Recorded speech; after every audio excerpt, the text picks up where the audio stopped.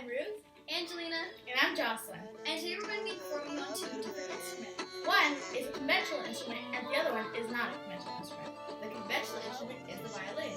The non-conventional instrument is the krar. We hope you enjoy, and now let's get on to the video. First, we're going to be talking about the krar. The krar is a 5 or 6 string bowl-shaped lyre from Ethiopia. It is originally the instrument of the Mars, an ethnic group in Ethiopia, and is currently one of the most popular instruments in Ethiopia.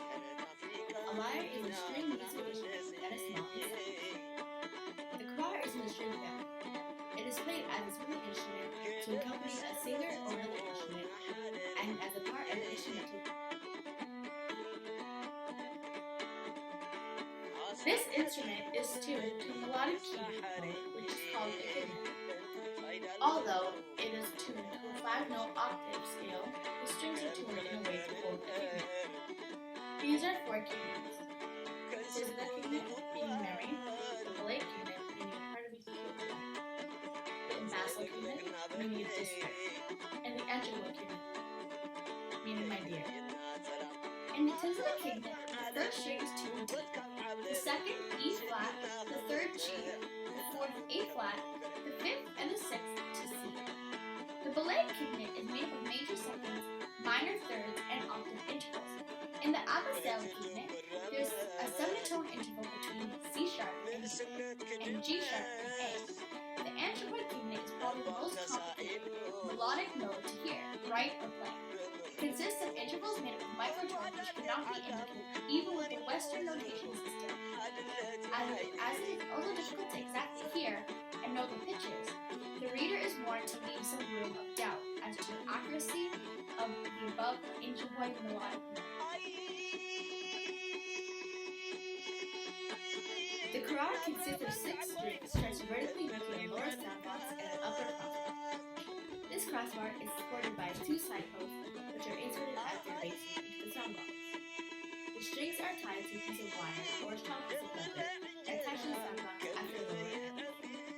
The tuning pegs, 6 in number, are tightly wound around and are tied to the crossbar with the strings upper end. A bridge is used to raise the strings from their lower end, placed on the flat string of the krar consists of a soundbox, side post, a bride, and strings.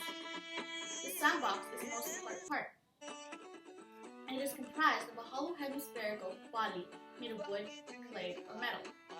A total of 6 holes are pierced on it. 2 of these slanting holes near the edge serve to hold the side post, while the remaining 4 round holes serve as soundposts.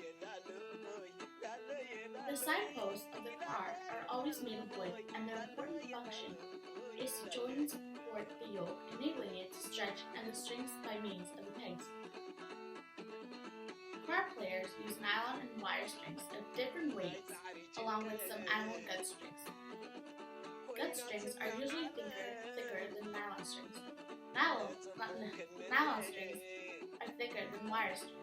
Thus, the frequency of vibration being varied, they could be tuned to different pitches without the necessity of too great a difference in their tensions. The bridge is made of wood. It has 2 short, flat legs that stand on the soundbox. 6 frets are shafted on it with about equal distances from one another. Each string is placed or is made to pass in each fret and is kept in position with less chances of sliding when the string is tense in tuning or after.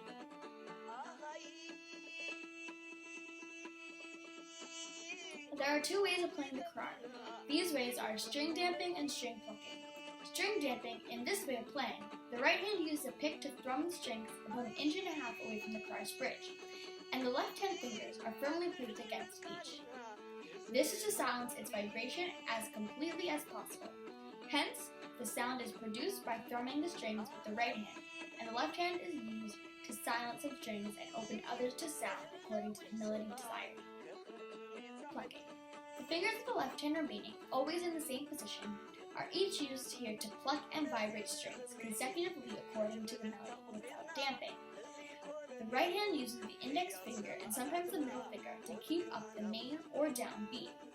This form of playing requires a lot of musicality and skill on the part of the player.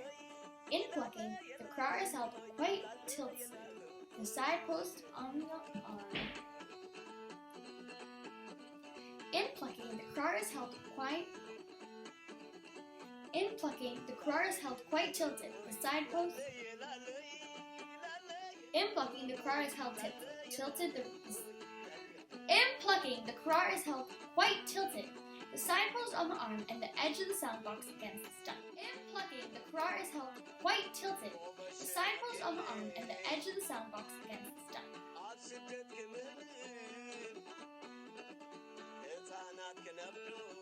The krar is only mainly played in Ethiopia and Eritrea. It hasn't really spread to other countries across the world like other instruments, but it's still a very popular instrument in Ethiopia. Did you know that there's a queen of the krar? Kasa Fasema is referred to as the queen of the krar. Kasa was a prominent krar player who made a name for herself with patriotic hymns. She had the krar as her trade. Did you also know that the krar is meant to accompany love songs? Next, we're going to be talking about the violin. The violin is a one-string instrument in the violin family. It is the smallest and highest pitched instrument in the family in regular use. The first clear record of a violin-like instrument comes from paintings by Guardenzo Ferrari in his Madonna of the Orange Tree, painted in 1530. A cherub is seen playing a bowed instrument which clearly has the hallmarks of violins. A few years later, on a fresco inside the cupola of the Church of Madonna dei Miracoli in Sorano, angels play three instruments of the violin family, corresponding to violin, viola, and cello.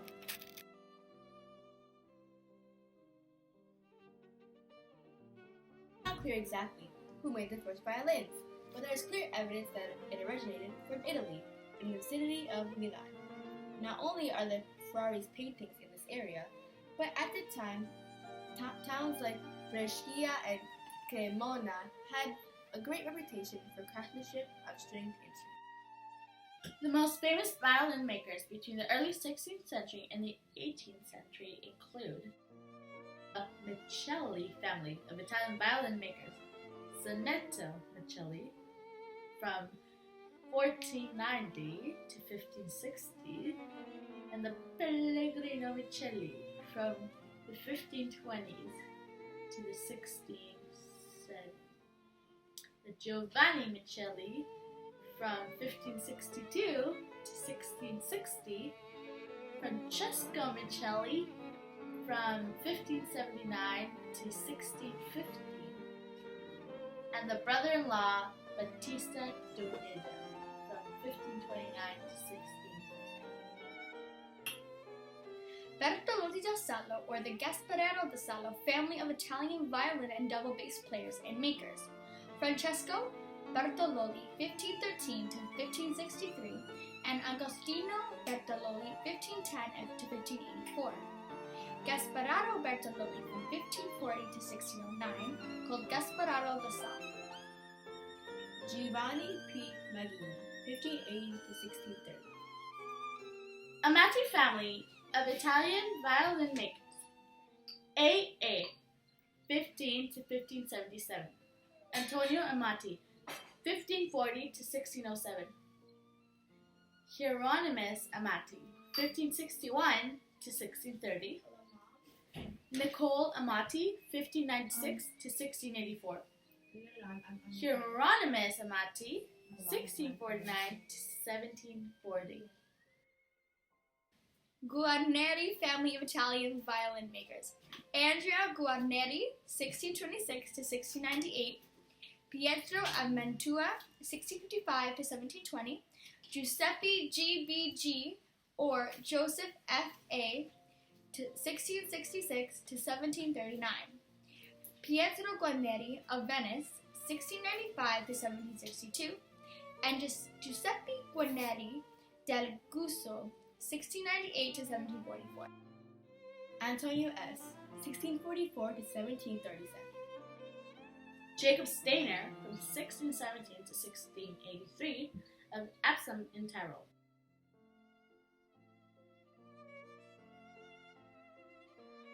Between the 16th and 19th centuries, several changes occurred, including the fingerboard was made a little longer to be able to play at the highest notes in the 19th century. Fingerboard was tilted a little more to produce even more volume as larger and larger orchestras became popular. Nearly all old instruments were modified, including a lengthening of the neck by 1 centimeter in response to the raising of the pitch that occurred in the 19th century. The bass bar of nearly all old instruments was made heavier to allow greater string tension.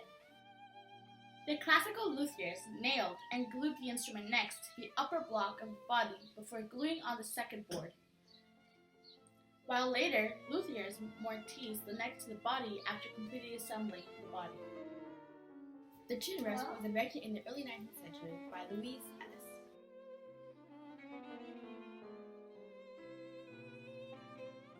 The result of these adjustments are instruments that are significantly different in sound and response from those that were left of the hands of their makers.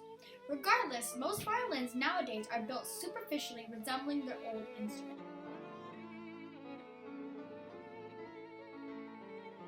To my knowledge, the violin, as we know it today, originated in Italy.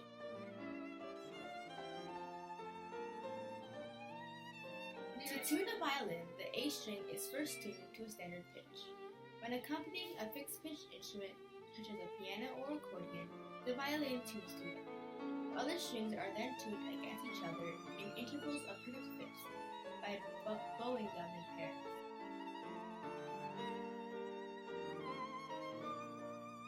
The largest part of the violin is the hollow body. Its main function is to amplify the sound of the strings. The body is made up of the back, belly, which is the top, and ribs, the sides. The wood that sticks out from the body, glued to the top of the neck, is the fingerboard. This is a smooth, flat piece of wood where the musician presses down on the strings to make notes. Unlike a guitar, the fingerboard on a violin is smooth and has no frets. The peg box, located above the neck, is where the pegs are inserted and the strings are attached. The tightness and tuning of the strings are adjusted by the pegs in the peg box. At the top of the violin is the scroll. It's often carved and there is mostly for decoration. The F holes are on the top of the body and on the middle of the violin. These holes are where the tone of the violin comes out of the body. They are called F holes because they resemble an F in italics. Changing the size, shape, and length of these holes can change the sound of the violin. The bridge is a hard piece of wood that the strings lay on top of. It is the bridge that the strings stop vibrating and sounds travel from the strings down into the body of the violin. Tailpiece. After passing over the bridge, the ends of the strings connect to the tailpiece. The bottom of the body is the chin rest, which helps the musician to support the violin with the chin while playing. The violin has 4 strings, all tuned to a fifth apart. They represent the notes G, D, A, and D, the bow. The bow of the violin is made up of stick and horsehair. The stick gives the bow strength and is where the violinist holds the bow. The horsehair is what is rubbed against the strings to make vibrations and sound. The horsehair connects to the stick at the frog, one on end and the point to the other side.